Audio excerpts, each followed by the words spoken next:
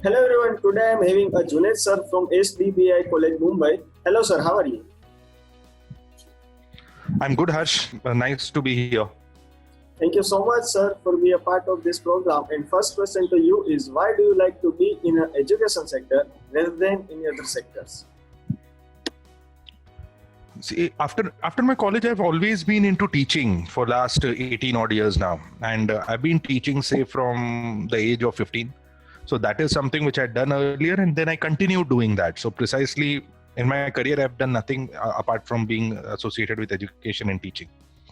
So that's about it. Very nice sir. As you are connected with education sector since last very many years, so what would you like to say about our education system, the Indian education system? See, contrary to the belief that we have,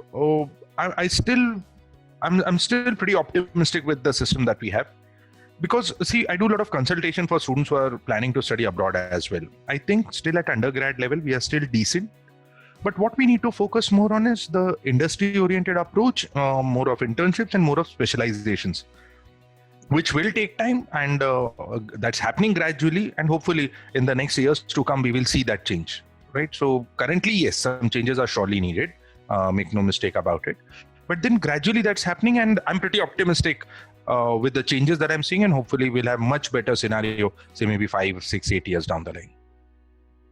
Very nice, very nice. So what if I ask you success mantra as per your opinion? See, I work with a very simple principle of hang in there. So what that does is, see, when you start working, you might not succeed straight away. Nobody succeeds straight away.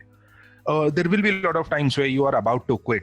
Don't do that. Just hang in there. Things would be slow. You would be low at times, but it's just a matter of time. As you keep working, you improve. You as a professional, you as an individual, you improve. And if you just hang in there, it's just a matter of time. You will succeed. So that is how it is. So Nice. just be there. Keep working. That's it.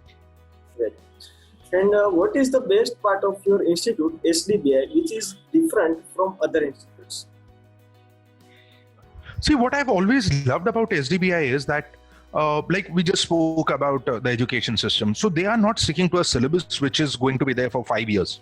So they had a curriculum for first year, say their BSc program for the first year last year. Now that was again revised this year. So with technology, what happens is things keep changing so fast. So they are literally updating their curriculum, and the concept that they are covering, they are revising it literally every year, which is honestly a very difficult thing to do at university level, at college level. But then they are upgrading really quickly, and that is something which makes their courses stand out. As faculties, even that is challenge to us also, because every time a new technology is introduced, we have to upgrade ourselves as well. But then it really works for students. So that's the best part. Their curriculum changes. I don't say it changes completely, but they upgrade it literally every year. That's the best part. Very nice. And as you are connected with youth of India from last very many years, so what would you like to say about the current youth of our country? See, I've dealt with undergrad and postgrad students now for 17 years, all engineering students precisely in Mumbai, and online, say, from across the globe.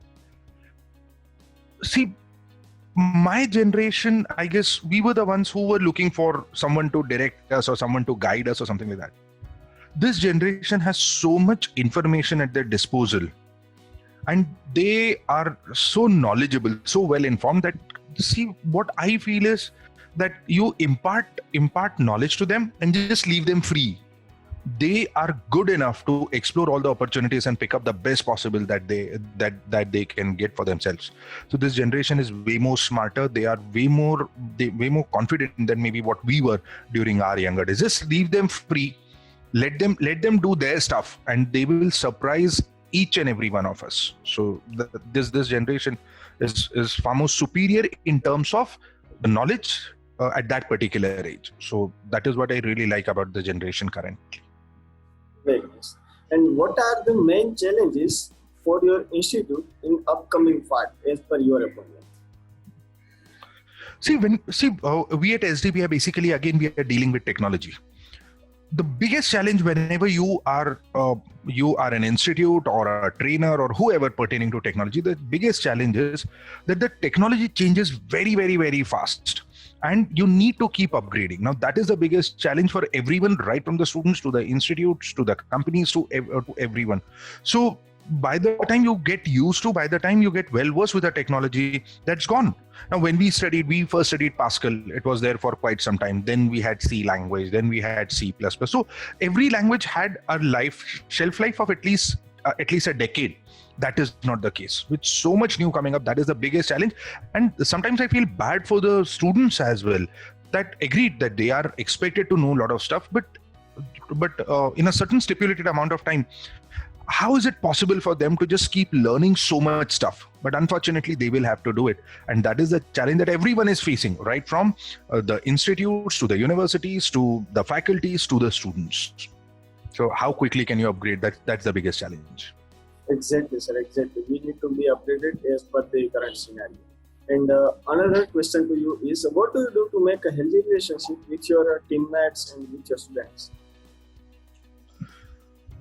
See, as far as students are concerned, see, like what I told you, see, that way in my sessions and all, I like to keep the sessions pretty open.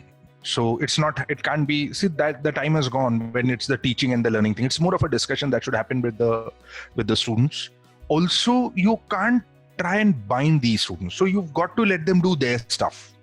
And at the same time, if you continue doing your work properly, they will be able to multitask and do both. So I'm not someone who's very rigid with how things are to be done in the classroom. It's up to them. They are free. My sessions, students, and also more so when we are working with technology, we can't keep away our phones, or we can't keep away, say, Google and keep working. When we do exercises and stuff, they are free to use Google or use whatever the help. At the end of the day, it's about getting the job done. So that way, personally, I don't know, maybe personally, I feel that students feel a bit comfortable because then there is no restriction. They can be themselves in the session. I try and teach my way. I don't change it for anything or anyone. And I'm okay if the students are also like that. I'm okay with a little bit of mischief as well.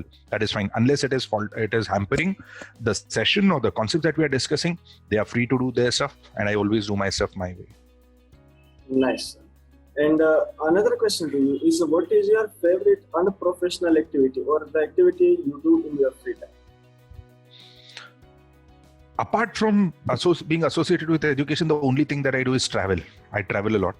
So that has always been one of my favorite things. And literally in last, say 12 odd years, I've visited about 31 countries. So I like traveling a lot, going different places, meeting different people. It gives you a different perspective of life and everything.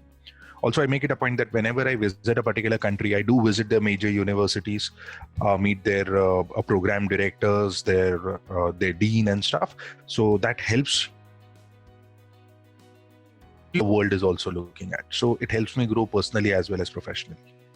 So how do you set your goals? Can you just outline the process? Personal or professional? Any goals. Goals are goals. See, honestly, I don't think too much or too far ahead. But just that, if you talk of things professionally, I always try to keep an eye on what is the upcoming technology, what is going to be the technology that the world would be using in, say, next 5 years. And that is what I start upgrading. So by the time, generally what happens is whatever development we see in the US or the world market, maybe in a year and a half, that is what will start reflecting in our market as well. So we have to be a little ahead of our time. So that is where we need to keep an eye. I have a lot of friends who work with Microsoft, who work with IBM. They are working with their head offices in Seattle and stuff. So I'm constantly in touch. So we get to know. And then our target always is that, okay, these are the technologies that you have to be well versed with in say the next 12 months. So that is how I go about it. Personally, no. As far as things are concerned, I take the way things come. I don't plan too much. Okay, sir. So it was the last question from our side. Would you like to say anything to the youth who are joining your stream now? Any advice for them? see, anyone who's joining the field of technology, especially the young people, understand this, that the world of technology, especially if you talk of computers and data sciences and artificial intelligence, you are going to be a student for your life. It's not going to happen that you'll study for 3 years or 4 years or whatever, and then you're done and then you'll just keep working. The technology will keep changing every day, and you'll have to keep upgrading yourself every day. Be prepared for a student for life. Okay.